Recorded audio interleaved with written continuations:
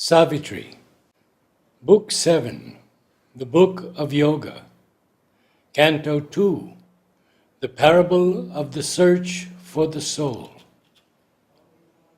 Then Savitri, by her doomed husband, sat, still rigid in her golden, motionless pose, a statue of the fire of the inner sun. In the black night, the wrath of storm swept by. The thunder crashed above her. The rain hissed. Its million footsteps pattered on the roof.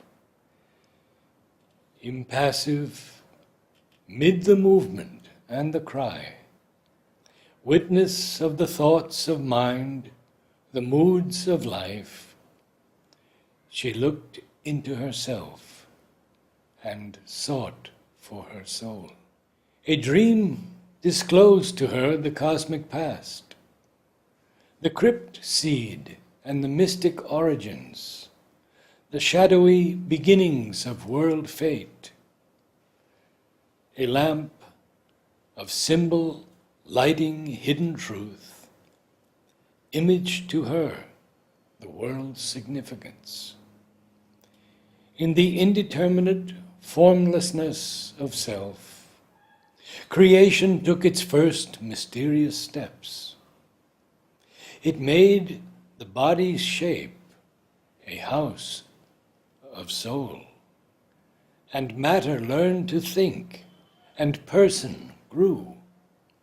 She saw space peopled with the seeds of life, and saw the human creature born in time. At first appeared a dim, half-neutral tide of being emerging out of infinite naught.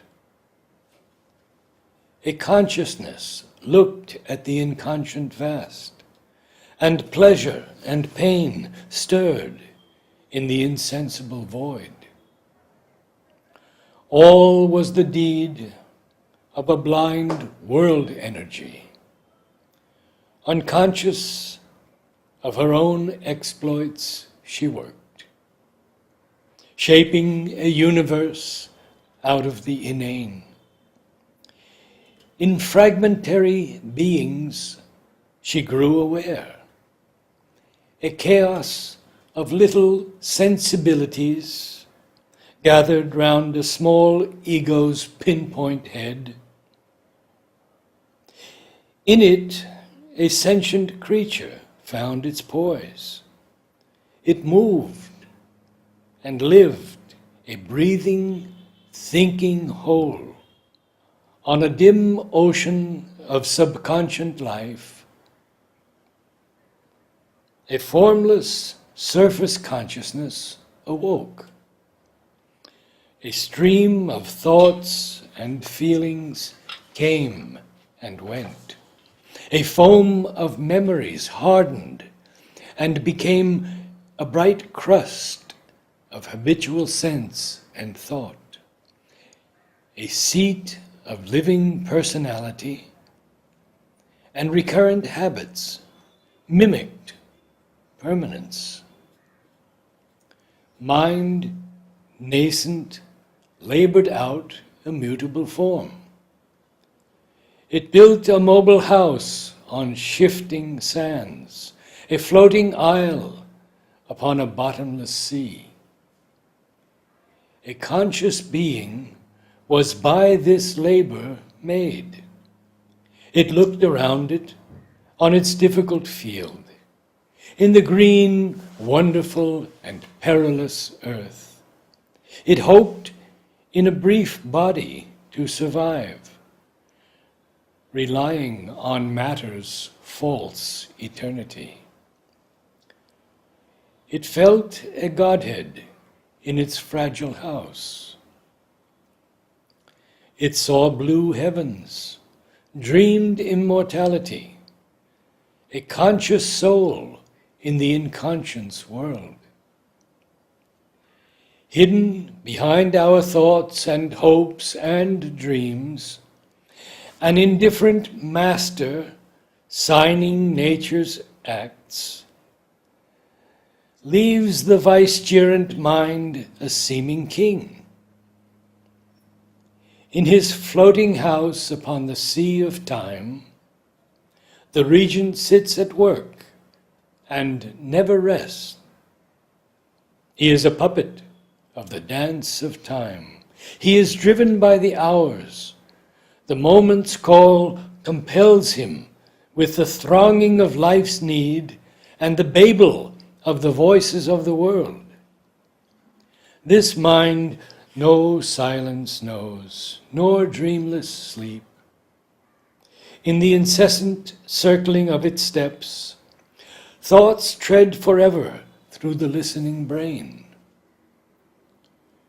It toils like a machine and cannot stop. Into the body's many-storied rooms, endless crowd down the dream god's messages. All is a hundred-toned murmur and babble and stir. There is a tireless running to and fro, a haste of movement, and a ceaseless cry. The hurried servant senses answer apace to every knock upon the outer doors.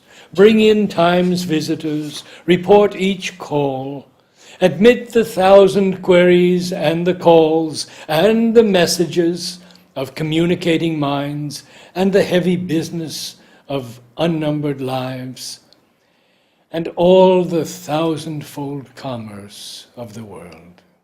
Even in the tracts of sleep is scant repose. He mocks life's steps in strange subconscient dreams. He strays in a subtle realm of symbol scenes.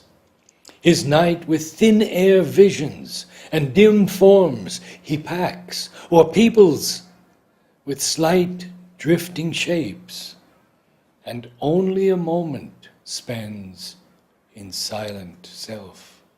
Adventuring into infinite mind space, he unfolds his wings of thought in inner air, or, traveling in imagination's car, crosses the globe, journeys beneath the stars, to subtle worlds takes his ethereal course, visits the gods on life's miraculous peaks, communicates with heaven, tampers with hell.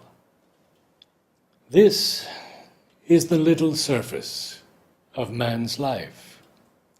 He is this, and he is all the universe. He scales the unseen. His depths dare the abyss. A whole mysterious world is locked within. Unknown to himself, he lives a hidden king behind rich tapestries in great secret rooms, an epicure of the spirit's unseen joys. He lives on the sweet honey of solitude, a nameless God in an unapproachable fane. In the secret adytum of his inmost soul, he guards the being's covered mysteries, beneath the threshold, beneath shadowy gates, or shut in vast cellars of inconscient sleep. The immaculate, divine, all-wonderful, casts into the argent purity of his soul his splendor and his greatness and the light of self-creation in time's infinity, as into a sublimely mirroring glass. Man in the world's life works out the dreams of God.